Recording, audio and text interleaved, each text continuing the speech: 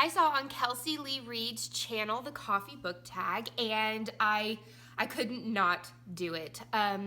If you don't know, I have been trying to give up coffee, and I did it for about a month, and then I realized school starts in 2 weeks, and I will have to deal with 150 plus middle schoolers, and I think I need to be caffeinated in order for that to, go through. So I am drinking some amazing Jamaican coffee, and it smells so good. Why did I ever give it up?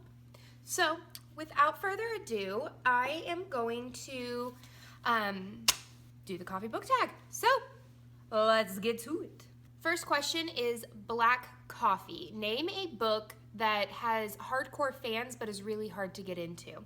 And so that would have to be To All the Boys I've Loved Before by Jenny Han. Now, I don't know, but for some reason, I know that this is a super, super duper popular trilogy. I know it started out as a duology, I believe. So I can't get into this one. Number 2, Peppermint Mocha. Name a book that gets more popular as it gets colder outside. That would have to be the Southern Sewing Circle series by Elizabeth Lynn Casey.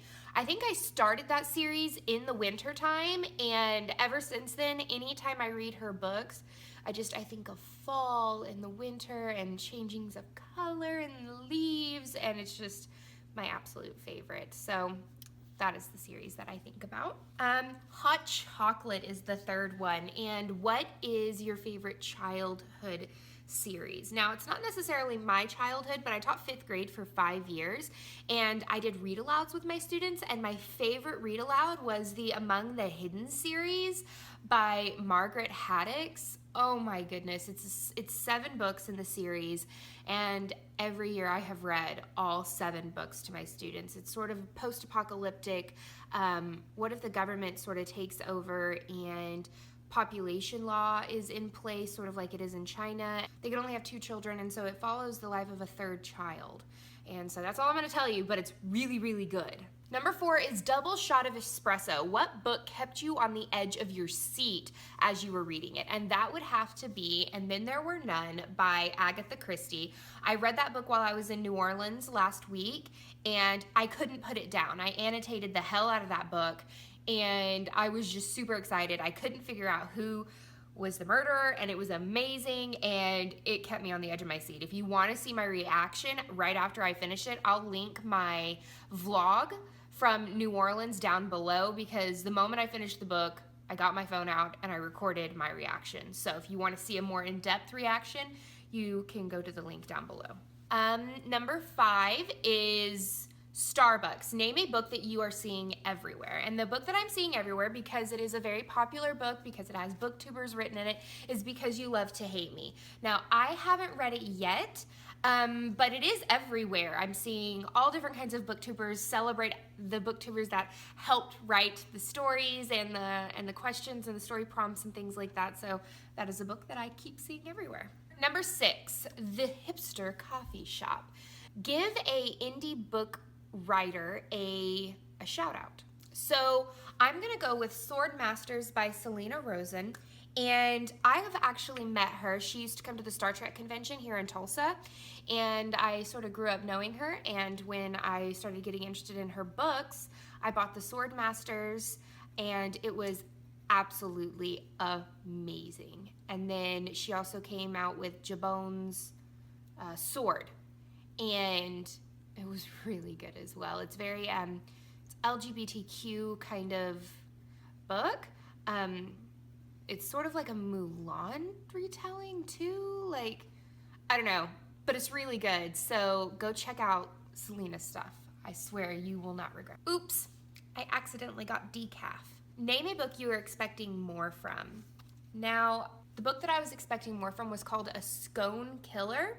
It's by Josephine Wiggle. It's the Sweet Senses mystery series, cozy mystery series. I couldn't get into it. It was poorly written. A lot of the things that I thought were really cool elements, they weren't expounded upon. Like the main character is supposed to have a sort of like a, I don't know, like a magical kind of sense, but she doesn't explained that, and then I was really confused because I read the first 2 books, and then in the end of the first book, she tells somebody in the storyline about her power that she has, but then in the second book turns around and says that she's not allowed to tell anyone, and then that person that she told at the end of the book doesn't know now. I was super confused. I'm never gonna read any more of those books. So if you've read them, tell me what you think, but I don't like the fact that like things were just changed from one book to the other, like completely rewritten. That's not okay to me. Number 8, the final question. The perfect blend. Name a book that has the perfect blend of sweet and sour, or bitter and sweet, that left you ultimately satisfied. And that would have to be Tuck Everlasting by Natalie Babbitt. This book was one of my very first books that I really, really fell in love with that wasn't like a mystery book. I was in 7th grade in Mr. Schroeder's class, and he had the class read this book together, and it left me wanting more, and it was bitter, and it was sweet, and it just gave me all of the feels. So it would have to be Tuck Everlasting. So that is the end of this chapter of Courtagonist. I hope that you enjoyed my coffee book tag. I am going to tag Sean from Eclectic Reads and Tom from Tom Talks Books. So if you found this video useful, entertaining, or you learned something new, please like this video and subscribe. And until next time, guys, happy reading. Bye. Woo.